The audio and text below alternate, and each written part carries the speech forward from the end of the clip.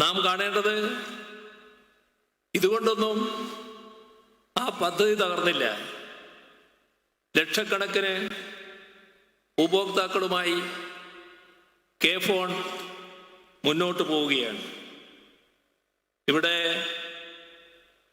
വേറൊരു പദ്ധതിയെ തകർക്കാൻ നടത്തിയ ശ്രമം ഹൈക്കോടതി ചവറ്റുകൂട്ടിലേക്ക് എറിഞ്ഞത് ഈ അടുത്ത നാളിലാണ്. വികസന പദ്ധതികളുടെ കാര്യത്തിൽ മാത്രമല്ല, ക്ഷേമ പദ്ധതികളെയും തകർക്കാനുള്ള ശ്രമങ്ങളുണ്ടായി. ലൈഫ് മിഷനെ തകർത്തുകൊണ്ട് പാവപ്പെട്ടവർക്ക് വീട് കിട്ടാതിരിക്കാനാണ് ചിലർ ശ്രമിച്ചത്.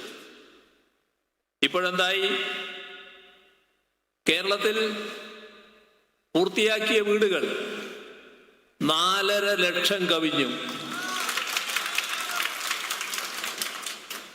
അവിടെയെല്ലാം കുടുംബങ്ങൾ താമസിക്കുകയാണ്. അടുത്ത ഭാവിയിൽ തന്നെ നേരത്തെ പ്രഖ്യാപിച്ച വീടുകൾ പൂർണ്ണതയിലേക്ക് എത്തിക്കാനാണ് ഫലപ്രദമായി കാര്യങ്ങൾ നീങ്ങിക്കൊണ്ടിരിക്കുന്നത്. ക്ഷേമ പെൻഷൻ നൽകാതിരിക്കാൻ, സാമ്പത്തികമായി ഞെരുക്കാനുള്ള ശ്രമങ്ങൾ വലിയ തോതിലുണ്ടായി. നമ്മൾ അതിനും കീഴടങ്ങിയില്ല. ഇപ്പോ ക്ഷേമ പെൻഷൻ കാര്യത്തിൽ ഒരു കുടിശ്ശികയുമില്ല.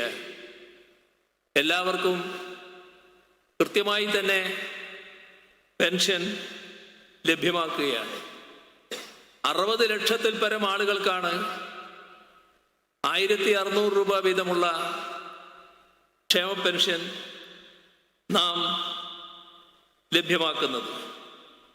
അപ്പോ എല്ലാ പദ്ധതികളും പ്രതീക്ഷിതരും കൂടുതൽ നന്നായി നടപ്പാക്കാൻ നമുക്കാവുന്നു. അതിൻ്റെ ഭാഗമായി തന്നെയാണ് ഈ തുരങ്കപാതയെയും കാണേണ്ടത്. ഈ തുരങ്കപാതയുടെ അലൈൻമെന്റിന് 2021 മെയ് 6-നാണ് അംഗീകാരം നൽകിയത്. 2022 ഫെബ്രുവരി 25-ന് ഭരണാനുമതി, മാർച്ച് 20-ന് 2143 കോടി രൂപയുടെ സാമ്പത്തിക അനുമതി നൽകി. 2024 ജനുവരി 11-ന് 2143 കോടി രൂപയുടെ താൽക്കാലിക സാങ്കേതിക അനുമതി നൽകി. ഫോറസ്റ്റ് ക്ലിയറൻസിനും മറ്റ് സ്ഥലം ഏറ്റെടുക്കൽ നടപടികൾക്കും ശേഷം 2025 ജൂലൈ 24-ന് പ്രവർത്തികൾക്കായി നിർമ്മാണ കമ്പനിയുമായി കരാർ ഒപ്പുവെച്ചു. ഇവിടെ ഈ തുരങ്കപാത പലതുകൊണ്ടും ചരിത്രമാവുകയാണ്. ഇത് യാഥാർത്ഥ്യമാകുന്നതോടെ മലപ്പുറത്തു നിന്നും കോഴിക്കോട് നിന്നും ഈ വഴി യാത്ര ചെയ്യുന്ന എല്ലാവർക്കും കർണാടകയിലേക്കുള്ള ദൂരം ഗണ്യമായി കുറയും. താമരശ്ശേരി ചുരം വഴിയുള്ള യാത്ര ഉയർത്തുന്ന വെല്ലുവിളികൾക്കുള്ള ബദലായി ഈ തുരങ്കപാത മാറുകയാണ്. ഒരു വാഹനത്തിന് തകരാറുണ്ടായാൽ തന്നെ നമ്മുടെ ചുരത്തില് ഗതാഗതം നിശ്ചലമാകും. ഈ അടുത്ത സമയത്ത് 9-ാം വളവിൽ മണ്ണിടിച്ചിലുണ്ടായി. ആ പ്രതിസന്ധി നമ്മൾ കണ്ടതാണ്. ഇവിടെ 4 വരി തുരങ്കപാതയാണ് നിർമ്മിക്കുന്നത്. കഴിഞ്ഞ ജൂൺ മാസത്തിൽ പദ്ധതിക്ക് പാരിസ്ഥിതിക അനുമതിയും ലഭിച്ചു കഴിഞ്ഞു. 8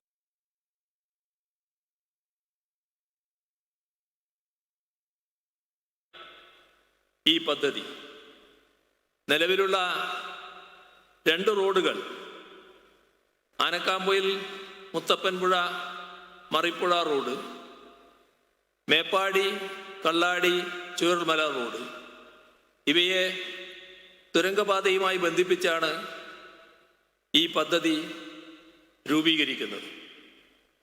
ആനക്കാമ്പൊയിലും മറിപ്പുഴയും മലയുടെ തെക്ക് ഭാഗത്തും മേപ്പാടി മലയുടെ വടക്ക് ഭാഗത്തുമാണ്. തെക്ക് പടിഞ്ഞാറ് ഭാഗത്ത് നിലവിലുള്ള കുന്നമംഗലം, കട്ടാങ്ങൽ, മുക്കം, തിരുവമ്പാടി, ആനക്കാമ്പൊയിൽ, മറിപ്പുഴ, MDR പാത ആനക്കാമ്പൊയിലിനും കോഴിക്കോടിനുമിടയിൽ ഗതാഗതം സുഗമമാക്കും. കുറഞ്ഞ സമയം, കൂടുതൽ സൗകര്യം, സുരക്ഷ, കുറഞ്ഞ വാഹന പ്രവർത്തന ചെലവ് ഇവയിലൂടെ നിർദ്ദിഷ്ട പദ്ധതിയിൽ നിന്ന് നല്ല പ്രയോജനം ലഭിക്കും. പദ്ധതി കോഴിക്കോട് വയനാട് ജില്ലകൾക്കിടയിലെ യാത്ര സുഗമമാക്കും. കാർഷിക ഉൽപ്പന്നങ്ങളുടെ കയറ്റുമതിയിലും ഇതോടെ വലിയ വർധനവുണ്ടാവും. NH 766, SH 99 എന്നിവയ്ക്കും ഇതൊരു ലിങ്കായി പ്രവർത്തിക്കും. അങ്ങനെ ഗതാഗത മേഖലയിലും വാണിജ്യ മേഖലയിലും കാർഷിക മേഖലയിലും വലിയ ഉണർവുണ്ടാകും. വയനാട് വലിയ ചരിത്രമുള്ള നാടാണ്. ശിലായുഗം മുതൽക്കേ മനുഷ്യവംശത്തിൻ്റെ ചരിത്രവുമായി ഇഴചേർന്ന് കിടക്കുന്നു. പഴശ്ശിയുടെയും ടിപ്പുവിൻ്റെയും ചരിത്രത്തിലൂടെ നമ്മുടെ രാജ്യചരിത്രവുമായി ബന്ധപ്പെട്ട് കിടക്കുന്നു. പ്രകൃതി ഭംഗി നിറഞ്ഞ ഇടങ്ങളാലും നിബിഡ വനങ്ങളാലും നമ്മുടെ പാരിസ്ഥിതിക ചരിത്രത്തോടും അത് ചേർന്ന് നിൽക്കുന്നു. ഇത്തരത്തിലുള്ള ഒരു നാടിൻ്റെ ചരിത്രത്തെയും പരിസ്ഥിതിയെയും സംരക്ഷിക്കേണ്ടത് അനിവാര്യമാണ്. അതോടൊപ്പം തന്നെ ഇവിടുത്തെ ജനതയുടെ ജീവിതവും ജീവനോപാധികളും മെച്ചപ്പെടുത്തേണ്ടതും അനിവാര്യമാണ്. അതുകൊണ്ടാണ് കഴിഞ്ഞ LDF സർക്കാർ വയനാടിനായി പ്രത്യേക പാക്കേജ് പ്രഖ്യാപിച്ചത്.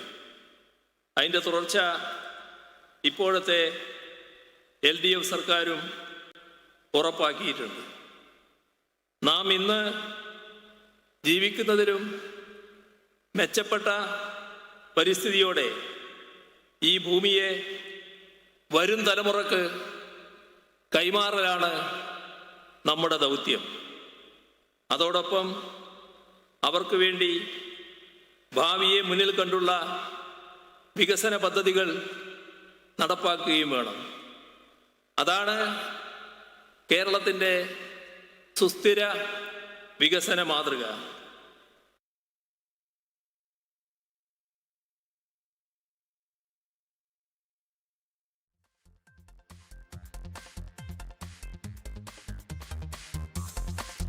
ആനക്കാമ്പൊയിൽ കള്ളാടി മേപ്പാടി തുരങ്കപാതയുടെ നിർമ്മാണോദ്ഘാടനം നിർവഹിച്ച് മുഖ്യമന്ത്രി സംസാരിക്കുകയാണ്. കിഫ്ബി വഴി പണം ചെലവഴിക്കുന്ന പദ്ധതിയെ പറ്റിയുള്ള വിമർശനങ്ങൾ കൂടിയുള്ള മറുപടിയായാണ് ഈ പദ്ധതിയുടെ ഉദ്ഘാടന ചടങ്ങിനെ മാറ്റുന്നത്. ഏതായാലും മുഖ്യമന്ത്രിയുടെ വാക്കുകളിലേക്ക് വീണ്ടും. പലതിലും നാം ഒന്നാം സ്ഥാനത്ത് എത്തിയിരിക്കുന്നു.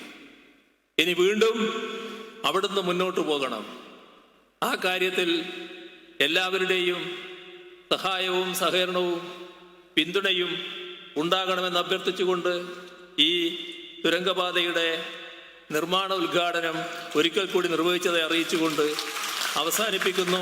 നിങ്ങൾക്കെൻ്റെ സ്നേഹാഭിവാദനം. പ്രിയമുള്ളവരെ, നമ്മുടെ പ്രിയങ്കരനായ മുഖ്യമന്ത്രിക്ക്, ജനനായകന് തിരുവമ്പാടിയുടെ സ്നേഹോപഹാരം തുരങ്കപാതയുടെ മാതൃക സമർപ്പിക്കുകയാണ്. നീണ്ട പ്രസംഗമായിരുന്നു മുഖ്യമന്ത്രിയുടേത്.